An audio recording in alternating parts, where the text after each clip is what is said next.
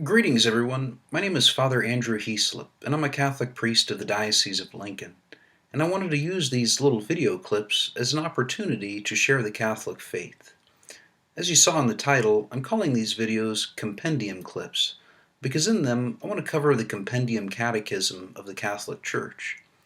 Now, the compendium is drawn from and really faithfully synthesizes the Catechism of the Catholic Church, which John Paul II called a sure and authentic reference text for Catholic doctrine, meaning that this is the place where one finds what the Catholic Church teaches. You'll immediately notice the big difference in size between these catechisms, which is why I chose to go with the Compendium Catechism. I want these catechesis videos to be pretty short, about 5 minutes or so. Now, I've used the word catechism and catechesis a few times now, and since that's what these videos are going to be about, let's look at where that word catechism and catechesis come from so we can get the main idea. They both come from the Greek word katecheo, which basically means to inform by word of mouth, but literally means to sound or echo down. Notice the word echo is also part of the same word katecheo. The idea is that the apostles heard Jesus' own voice and teaching, and in turn echoed his same word and teaching to their own generation, who in receiving that catechesis or that echoing down, in turn passed it to the next generation and the next and the next, even to the third millennium in which we now live. Indeed, that was the main work of the apostles and their successors, the bishops, is to echo down the teachings of Christ, which lead to salvation. And so, in using this catechism as the basis of my catechesis, I wish to be one more voice that echoes the teachings of Jesus and the apostles. Let's begin this first video by looking at how the Compendium Catechism is structured. Like the Catechism of the Catholic Church, it's organized around 4 pillars or themes. First, the profession of faith, or the creed. Second, the celebration of the Christian mystery, or the sacraments. Third, our life in Christ, or the commandments. And finally, Christian prayer.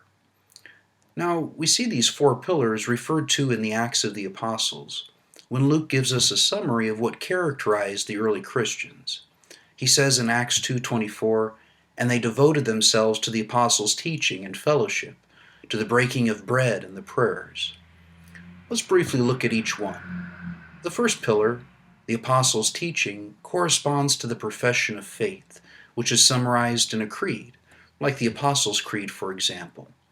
In this section, the compendium goes into what God has revealed to us about himself and his plan of salvation. The breaking of bread, which is one of the most ancient names for the Eucharist, corresponds to the celebration of the Christian mystery. That is, how we celebrate our faith and receive God's saving power through the liturgy and the sacraments, the greatest of which is the breaking of bread. The next pillar, fellowship, corresponds to a Christian's life in Christ, which is meant to be a communion of love with God and also neighbor, all of which is summarized in the Christian moral life, or the commandments. And finally, the prayers match up with Christian prayer, which is how a believer can be in dialogue and conversation with God, who Jesus taught us to call our Father. Finally, to summarize, in these compendium clips, we'll have a chance to go through a catechesis on the Catholic faith based upon the Compendium Catechism, and so also get a chance to hear re-echoed the teaching of Jesus and his apostles.